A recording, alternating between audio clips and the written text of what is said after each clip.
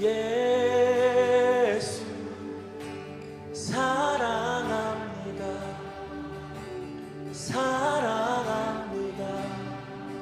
온 마음 다하여 오직 주님 한 분만 간절히 더 원합니다.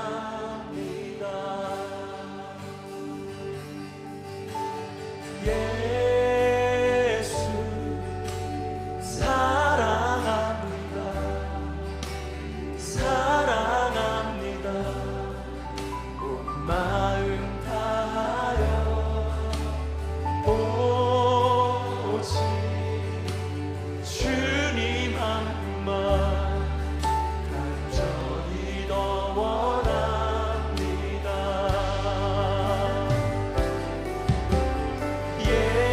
예수 사랑합니다.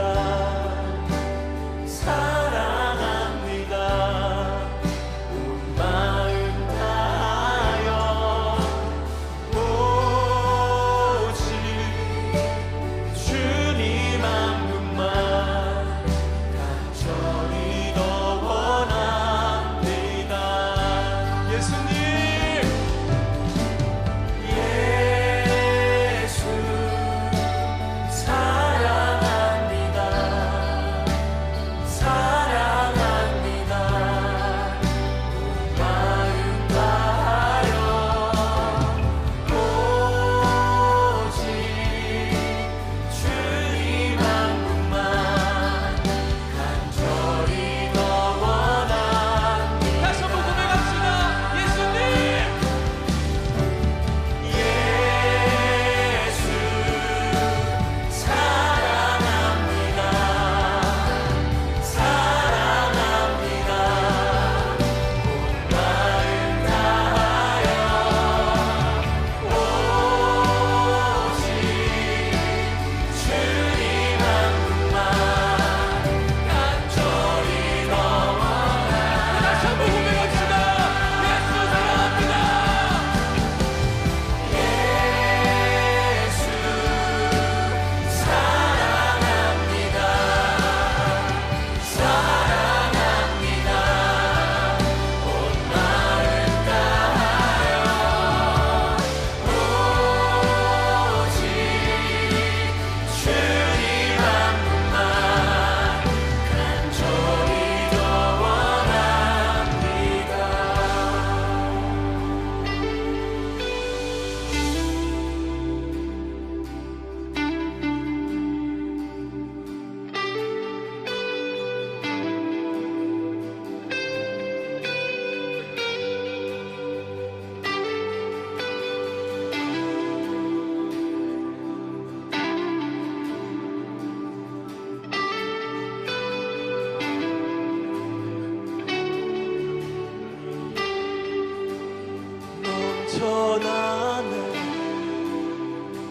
넘쳐나는 주를 향한 내 속에 갈망이 주님께로 날 이끌어 주소서. 주님을 더 원합니다. 넘쳐나네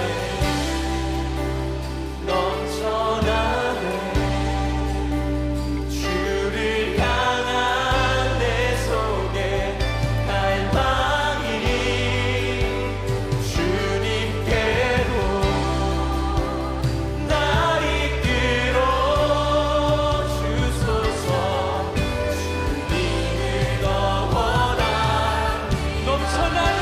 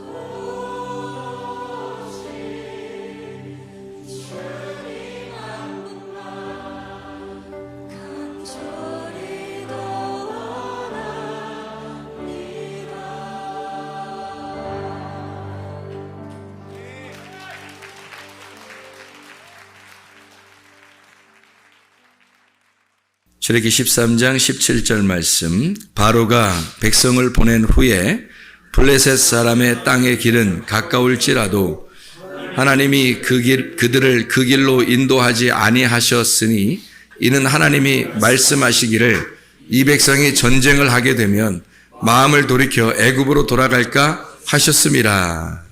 아멘.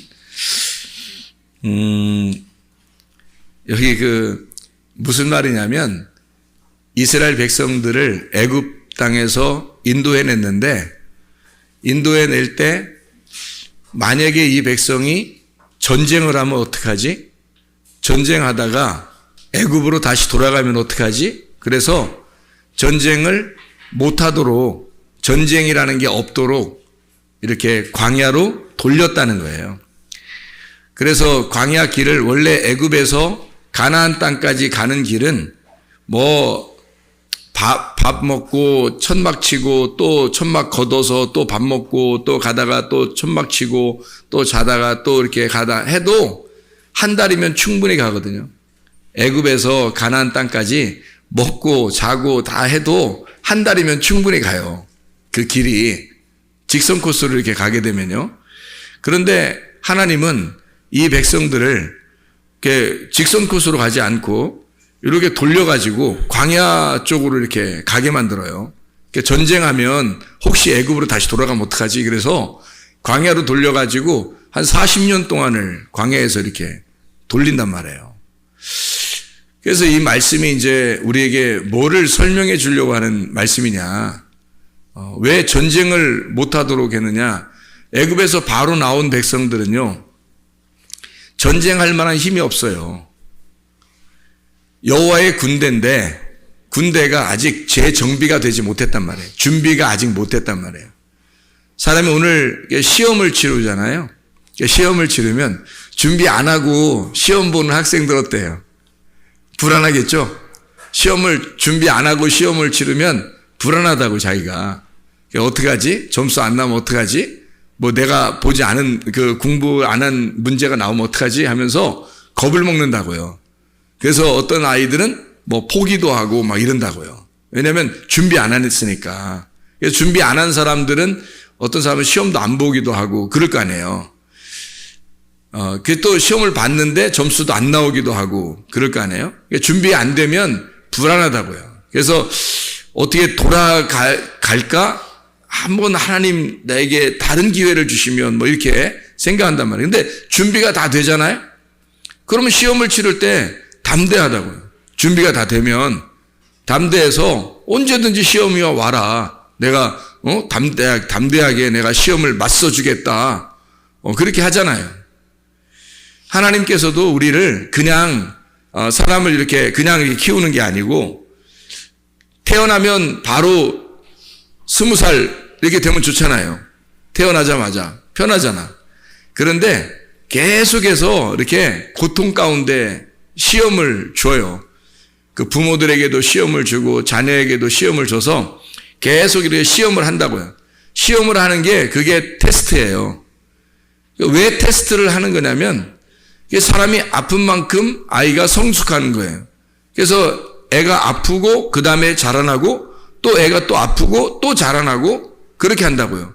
왜냐면 하나님이 그 고통 가운데 집어넣고 조금 더 자라나게 하고 또 다시 아프게 애가 막 열나고 괜히 아프고 감기 걸리고 막 이래요. 그러다가 또 그거 낫고 나면 조금 더 커 있어요.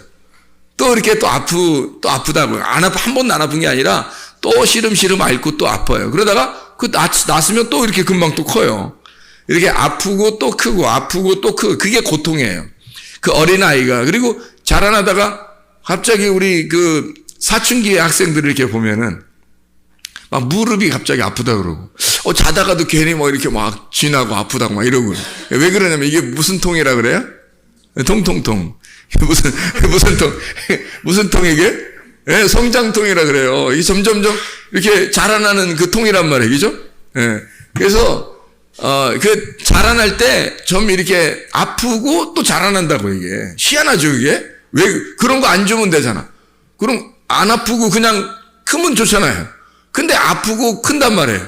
그러니까, 처음 이제, 와가지고, 아유, 나 아파, 막, 어디 잘 때 아팠다 그러니까, 저기, 위에 있는 그 선배, 응? 언니들이, 원래 그런 거야. 원래 그런 거야. 너, 더 아파야 돼. 더 아파야 돼. 좀 지나면 괜찮아, 다. 우리도 다 그랬거든? 이렇게 되더라고요. 그러니까, 먼저 경험한 사람들이 선생이라고, 먼저 경험한 언니들이 선생인 거야. 그래가지고 얘기를 해주더라고. 그거 아무것도 아니야, 그거. 더 아파야 돼. 이런 얘기를 하고 그러더라고요. 그래? 그래서 이제 자기는 이제 심각한 것처럼 어디 아픈 거 아니야? 뭐 이렇게 하다가, 그거 원래 아픈 거야. 원래 더 아파야 돼. 이렇게 하니까, 아, 그런 거였구나. 이러더니, 그 다음날 또 그런 얘기 안 하더라고. 아프다는 얘기 안 하고 그러더라고요. 그러니까 이게 아프고, 그 다음에 크고, 아프고, 크고, 이게 하나님의 원리인 것 같더라고요. 하나님께서 그렇게 우리를 만드셨더란 말이에요. 그러니까 사람들도 왜 시험을 이렇게 자꾸 오게 되고 시험을 치르고 그러냐면 시험을 보고서 시험 안 보고 그냥 중학교 졸업하고 시험 안 보고 고등학교 졸업하고 뭐 시험 안 보고 대학교도 들어가고 졸업하고 뭐 이러면 좋잖아요. 아유, 시험 없는 세상이 있었으면 좋겠어. 그럼 시험 안 들게 생긴 인생이죠? 근데 이 시험을 자꾸 우리에게 온단 말이에요. 그죠? 왜 그러냐면 학교에서 여러분 넘어뜨리고 싶어서 그런 거예요? 시험 치러서 여러분을 넘어뜨리고 싶어서 시험을 보는 거냐고. 아니라고요. 레벨 테스트에서 여러분을 한 단계 올라가게 하려고 그런 거란 말이에요. 여러분이 지금 중학교, 대학, 고등학교 올라갈 수 있겠느냐? 요걸 초등학교에서 시험을 치르고 그 다음에 중학교 올라갈 수 있겠느냐? 중학교에서 시험을 치르고 고등학교 정도 가서 공부를 얘가 따라갈 수 있겠느냐 하는 그런 수준을 보는 거잖아요. 고등학교에서 또 대학 시험, 졸업 시험을 볼 때 대학 들어가려고 하는 그 대학에 얘가 들어가서 적응할 수 있겠느냐? 이 정도 실력이 얘게 되느냐? 요거를 이제 테스트하는 거란 말이에요. 그러니까 자기를 점검하는 거라는 거지. 시험이라고 하는 건 하나님 입장에서 볼 때는 우리를 점검하는 시간이란 말이에요. 점검하는 시간. 그러니까 시험은 반드시 필요한 거라는 거죠. 시험이 없을 수 없는 거예요. 인생도 똑같아요. 사람이 하나님께서 우리를 인생의 테스트를 합니다. 그래서 인생의 테스트를 통해서 그 사람이 이만큼 성장해. 영적인 테스트죠. 하나님은. 우리 인간들은 학교에서 시험을 보면서 육적인 테스트를 하잖아요. 하나님은 우리를 영적인 테스트를 한다고요. 분명히. 그래서 영적으로 얘가 성장했느냐 안 했느냐. 근데 어떤 사람은 교회를 수십 년 다녔는데도 성장을 못했어요. 성격 하나 바꾸지 못하고. 왜 그랬겠어요? 시험에 통과하지 못한 거예요. 시험에 통과하지 못해서 아직도 졸업을 못한 거야. 중학교 졸업을 못한 거야. 고등학교 못 올라간 거예요. 초등학교 졸업을 못한 거예요. 중학교 못 올라간 거예요. 이게. 왜냐하면 테스트에 실패를 했기 때문에 그렇습니다. 하나님은 그 사람을 계속 시험하는 거예요. 테스트를 하고 이 사람의 레벨 테스트가 올라갈 수 있느냐, 레벨이 이렇게 올라가느냐 보는 거죠, 이렇게. 근데 거기에 계속 넘어지는 거예요. 넘어지고 그러는데 사람이요, 그냥 난 나대로 살 거야. 이렇게 계속 넘어지면서 살 거야. 이렇게 계속 넘어지고 해요. 자기 뜻대로 사는 거죠. 이게 수십 년 돼도요, 성장이라는 게 없어요. 그 사람이 교회를 다니는데 영적으로 성장이 없어요. 계속 미끄러졌기 때문입니다. 그게 수십 년 된 사람들도 많아요. 성장을 하라고 하나님께서 우리에게 테스트를 하는 건데, 그래서 레벨이 올라가기를 원하고 이렇게 수준이 높아지기를 원하고 좀 더 올라가서 주님 만나기를 원하는데 아예 안 되는 거예요. 이게 계속 이 사람이 거기에 레벨 테스트에서 무너졌기 때문에, 미끄러졌기 때문에 그런 거죠. 시험을 하신단 말이에요. 우리를 시험하는 게 두 종류로 시험을 하더라는 말입니다. 제가 성경을 여러 개 가만히 보면 여러분이 애굽에서 구원을 받아요. 그죠? 그럼 광야로 들어가고 광야에서 가나안 땅으로 들어가죠. 그럼 가나안 땅에서 완성이 되면 이제 4차원의 세계로 들어간다. 이렇게 여러분에게 설명을 했어요. 광야에서 우리가 6월절 어린 양의 피로 구원받은 사람이라면 우리가 이제 주님께 결심을 해요. 너는 결단하라. 결단이 어디예요? 2번의 결단을 하는 거예요.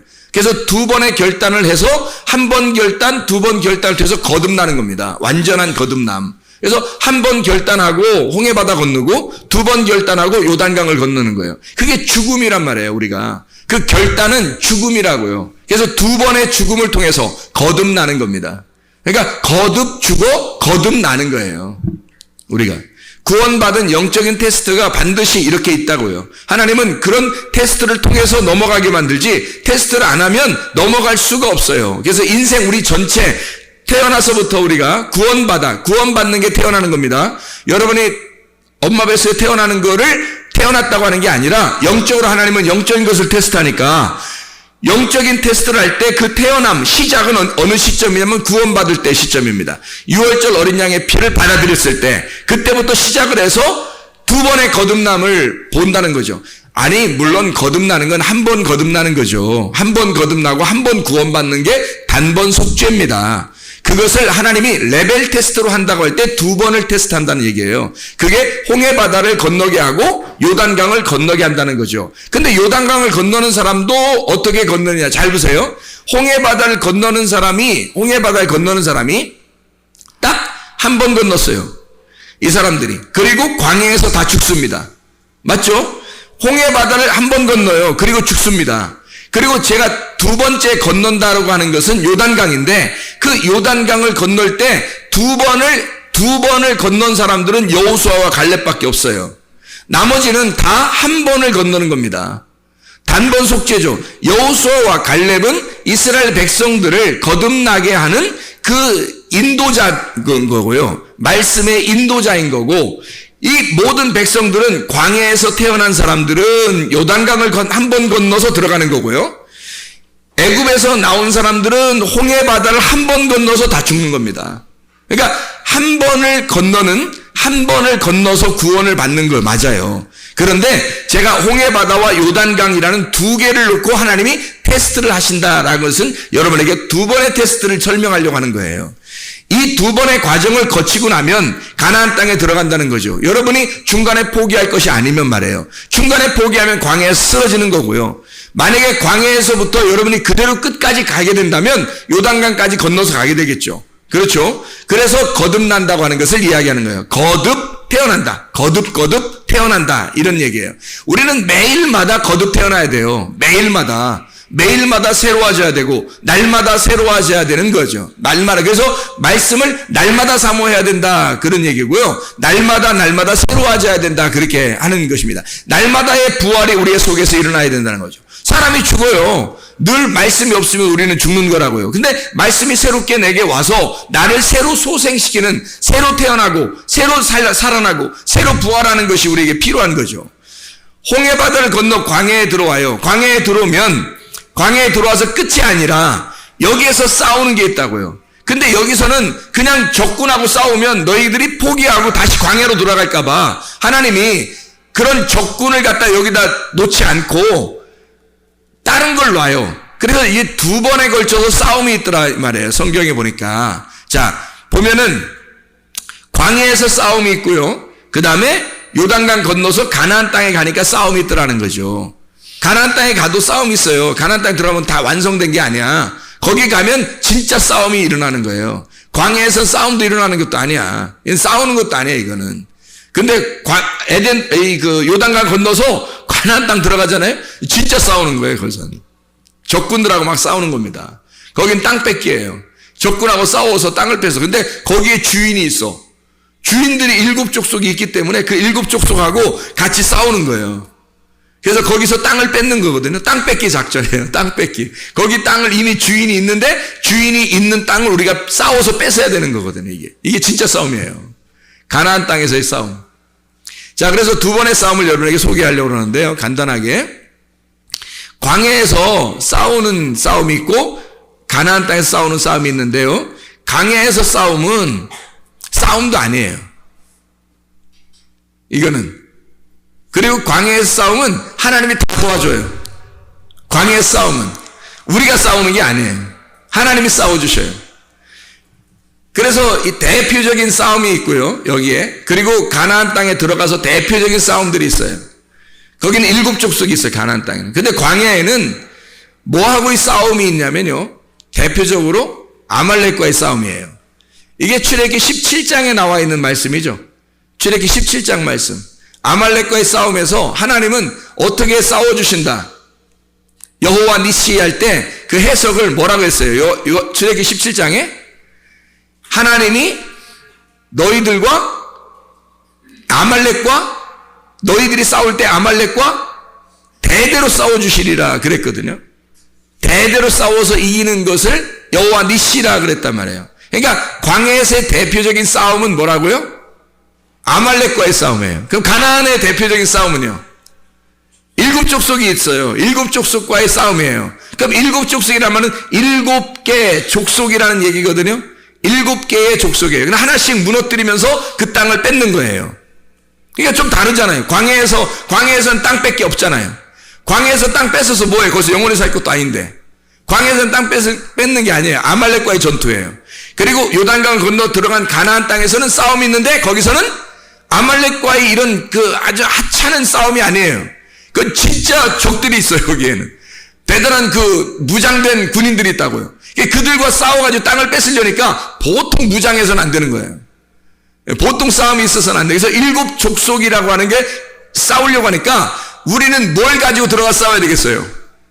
일곱 족속하고 싸워야 되니까 뭘 가지고 다 싸워야 이기겠어요?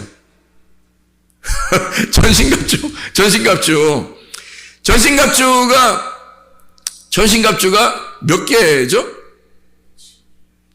진리의 허리띠, 의의 흉배, 평안의 복음의 신발, 믿음의 방패, 구원의 투구, 성령의 검.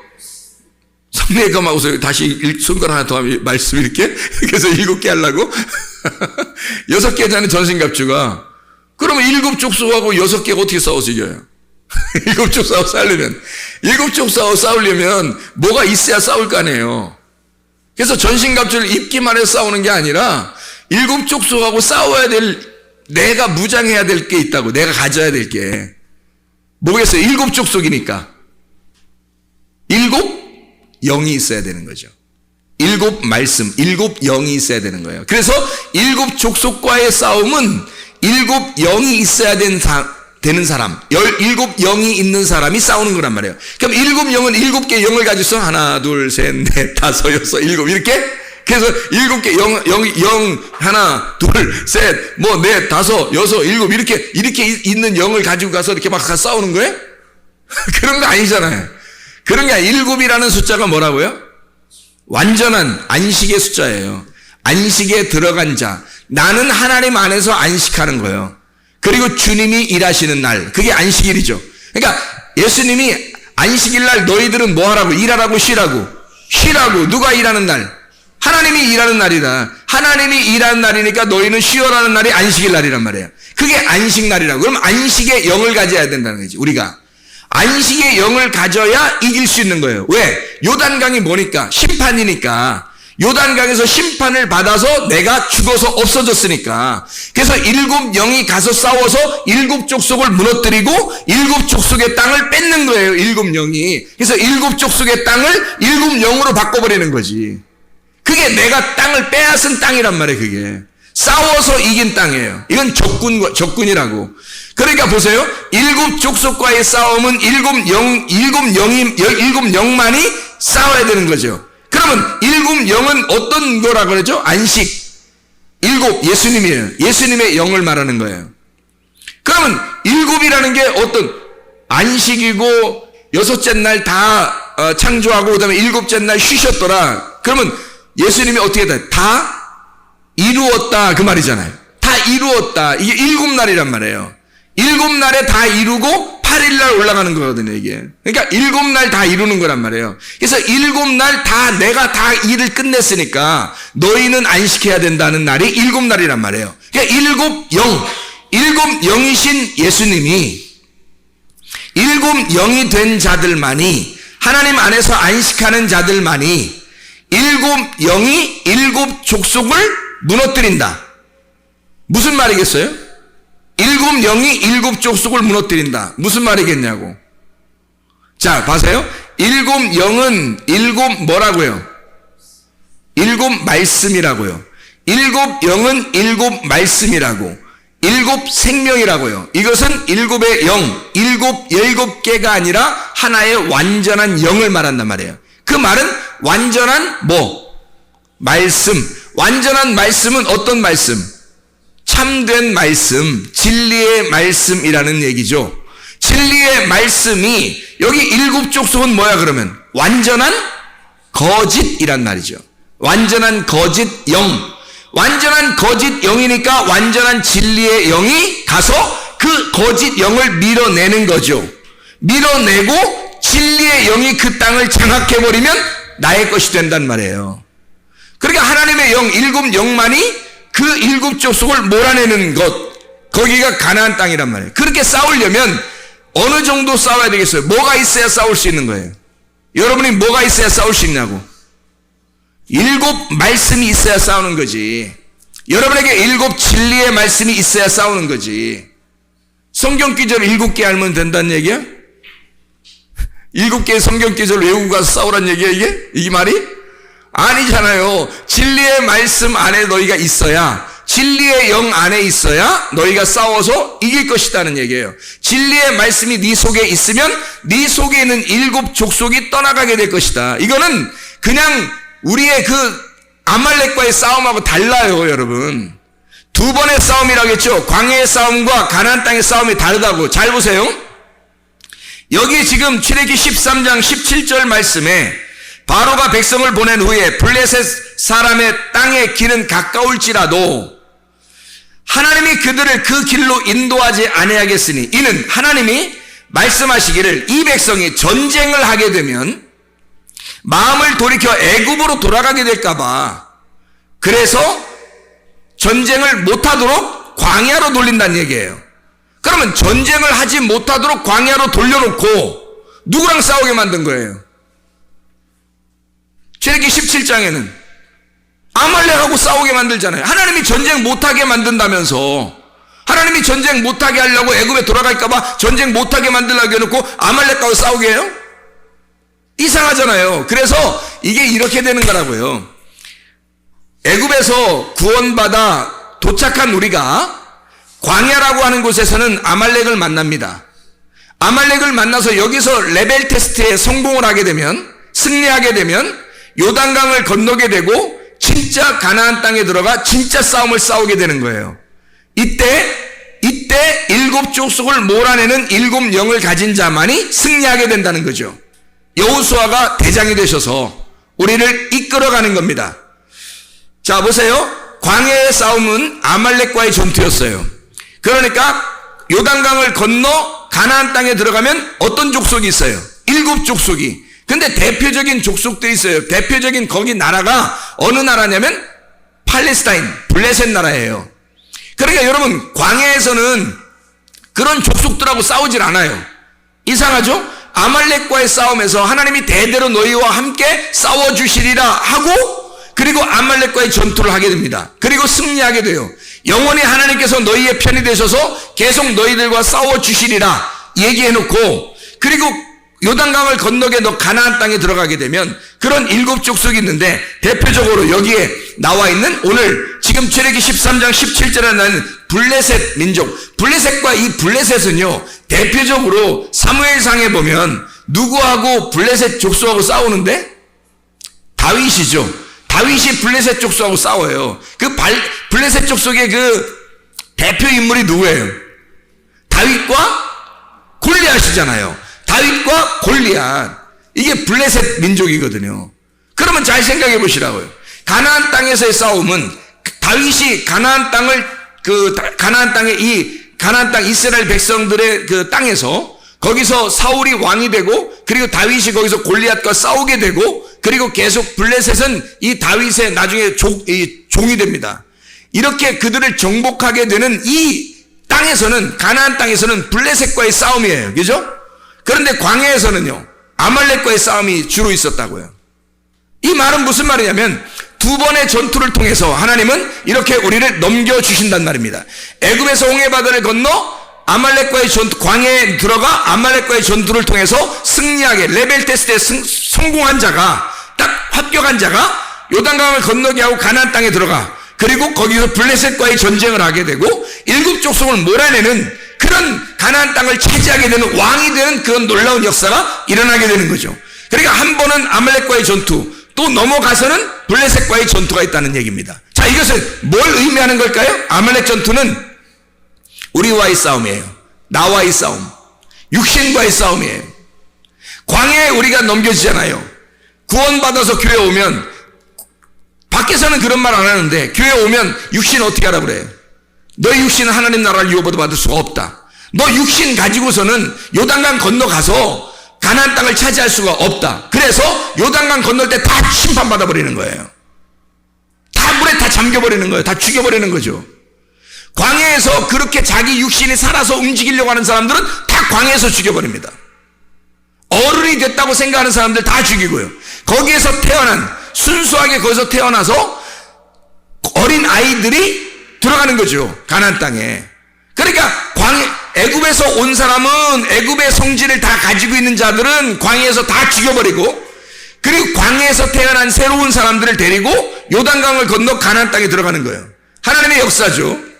그러니까 아말렉 전투라고 하는 건 광야에서 일어난 나의 전투, 내 육신과의 전투를 말하는 거예요. 하나님이 우리의 편이 되셔서 대대로 너희와 싸워주시리라 하는 거죠. 그 아말렉 전투에서 실패하게 되면 계속 광야에 머무르게 되는 겁니다. 그러니까 수십 년을 교회 다녀도 똑같은 상태에 있는 거예요. 계속해서. 왜? 자기는 광야에서 승리해 본 적이 없어요.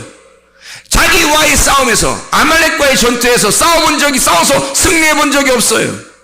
자기의 시험 당함을 거기서 레벨 테스트가 안 올라갔단 말이에요.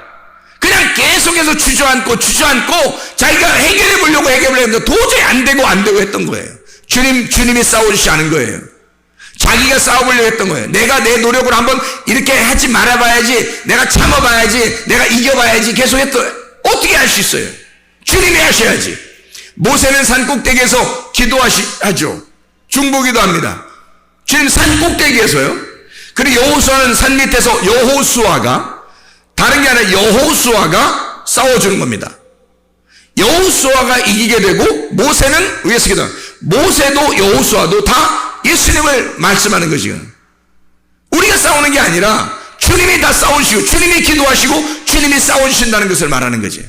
누구와? 아말렉과. 계속해서 네가 싸우는 게 아니라 네가 싸우려고 하니까 못 이긴 거지. 예수 그리스도가 너를 위해서 싸워주시는 것을 네가 의지했다면, 그러면 너 자신의 육체적인 문제, 육신의 문제는 적어도 해결받았을 거라는 얘기예요. 근데 육신의 문제가 아직도 해결받지 못해. 자기 성격 하나 고치지도 못해요. 고쳐지지도 못해요. 자기 혈액형 하나도 고쳐지지도 못해요. 자기 맘대로 자기의 고집도 하나 고치지 못해요. 자기의 교만도 하나 고치지도 못해요. 누가 해주겠어요, 여러분? 주님이 여러분을 고쳐주셨어야 되는데 수십 년을 교회 다녀도 자기 하나 고치지를 못해요. 레벨 테스트에서 계속 무너지고 수십 년 동안 계속 진 거예요. 불합격 맞았다는 얘기예요. 시험을 보면 합격을 해야 되는데 불합격을 맞은 거예요. 그러면 다시 봐야 돼요, 어떻게? 그죠? 다시 봐야 되죠? 불합격 맞으면 다시 봐야 된다고, 시험을. 아말렉과의 전투에서 계속 불합격을 맞는 거예요. 아니, 한두 번 해야지. 계속 떨어지면 그런가 보다 하는 거예요, 그냥. 원래 나는 이런 인간인가 보다 그러는 거예요. 좌절하는 거죠. 계속 떨어지니까, 계속 불합격하니까. 주님께 맡기고 승리하셔야지. 광야에서 적어도 승리하시고, 그건 주님이 싸우셔야, 내가 싸우는 게 아니라, 진짜 전투는 거기에 있는 게 아니에요. 진짜 전투는 나와의 전투가 아니에요. 진짜 전투는 영과의 전투란 말이에요. 악한 마귀와의 전투라고요. 7 족속이 남아있어요. 우리의 진짜 전투할 대상자, 진짜 원수는 7 족속이라고요. 적어도 아말렉, 나와의 육신적인 싸움이 아니라고. 이건 이미 이겼어야 된다고요. 광야는 통과했어야 된다는 거지. 근데 광야에서 계속 무너져. 여기서 불합격. 광야에서 다 불합격 맞아요. 그러면 언제 넘어가요? 언제 가나안 땅 가서 자기 땅을 차지하냐고. 그 땅을 차지하는 게 어디 뭐겠어요? 그 땅을 차지해야 되는데 그 땅이 뭐겠어요? 가나안 땅을 차지해야 되니까 그 땅이 뭐야? 말씀이에요. 성경. 가나안 땅이라는 성경을 내가 차지해야 되는데 육신 하나도 해결하지 못해서 성경은 고사하고 깨닫지를 못하는 거예요. 자기 하나 해결하지 못하니까.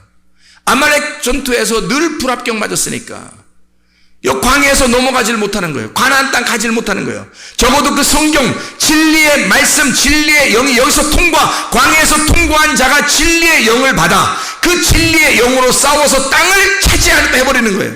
그 성경이라는 땅을 내가 차지해버리는 거라고. 예수 그리스도라는 그 땅을 내가 차지하는 거야. 내가 차지해야 할 그 땅을 마귀가 장악하고 있단 말이죠. 내가 차지해야 할 나의 땅을 마귀가 장악하고 있는 것을 진짜 영적 전투를 해서, 그래서 전신갑주가 필요한 거예요. 영적 전투. 그래서 그 영적 전투를 해서 7 영을 소유한 자만이 승리한다는 거죠. 그러니까 이거는 주님이 승리해 주시는 거예요. 주의 말씀을 가지고 있어야 되는 거지.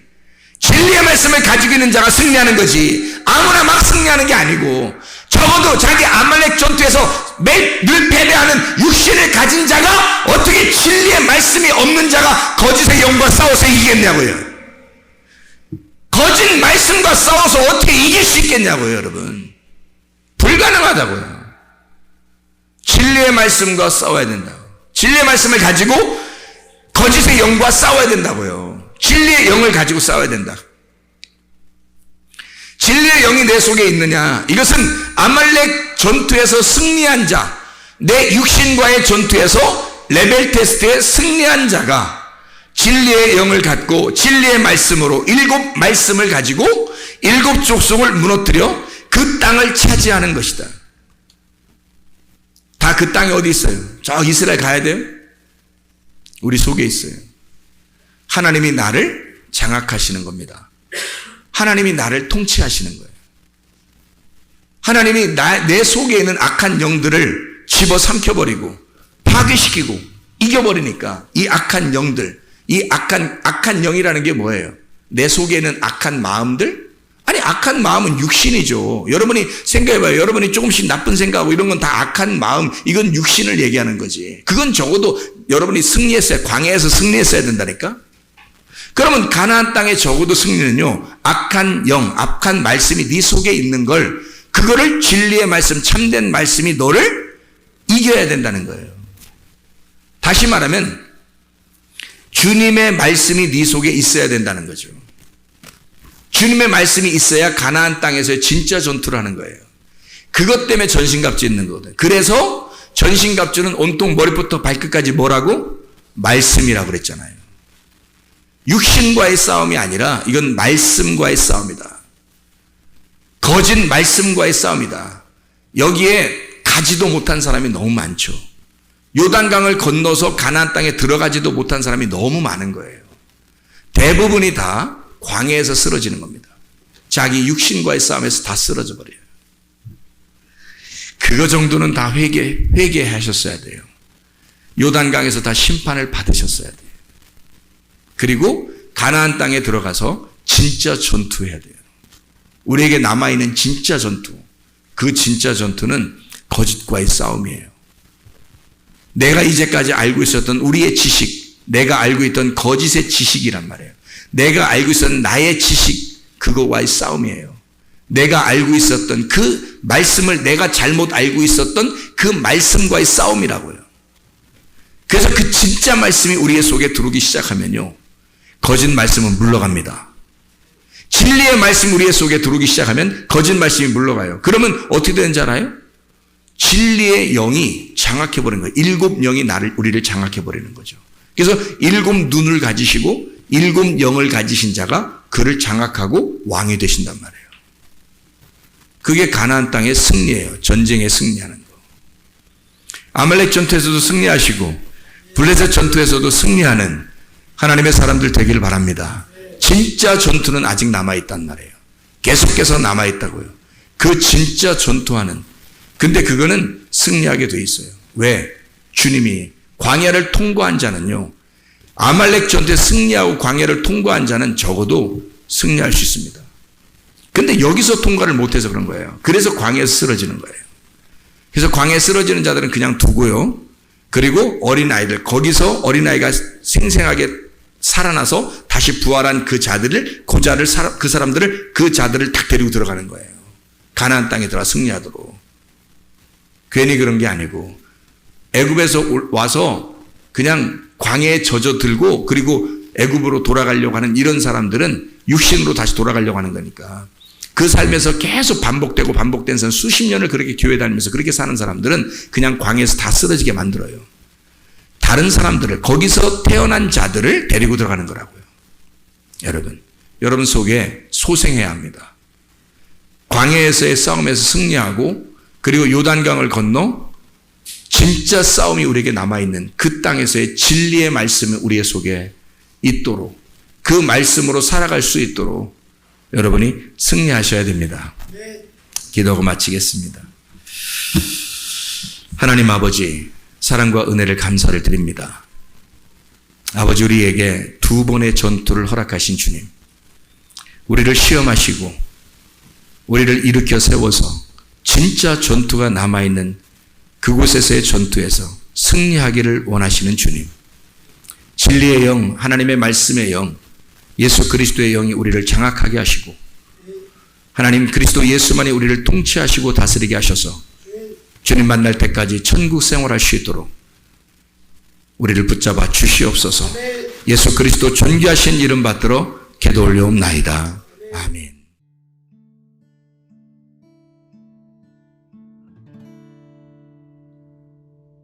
내 속에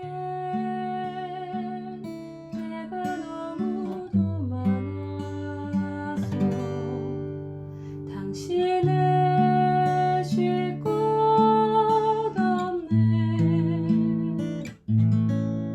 내 속에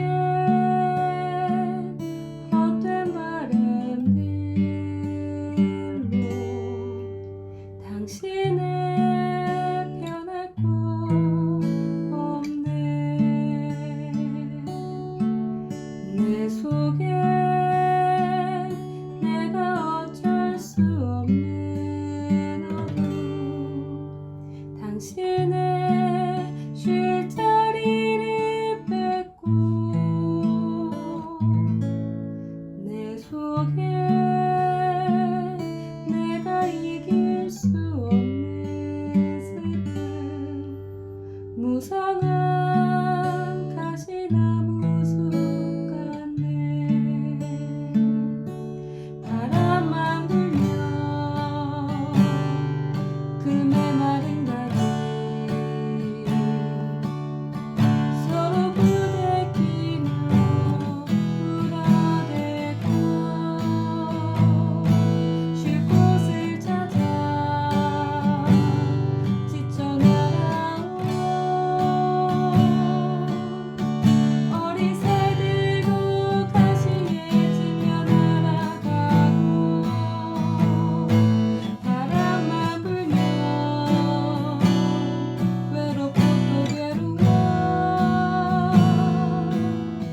슬픈 노래를 부르던 날이 많았는데 내 속에 내가 너무도 많아서 당신을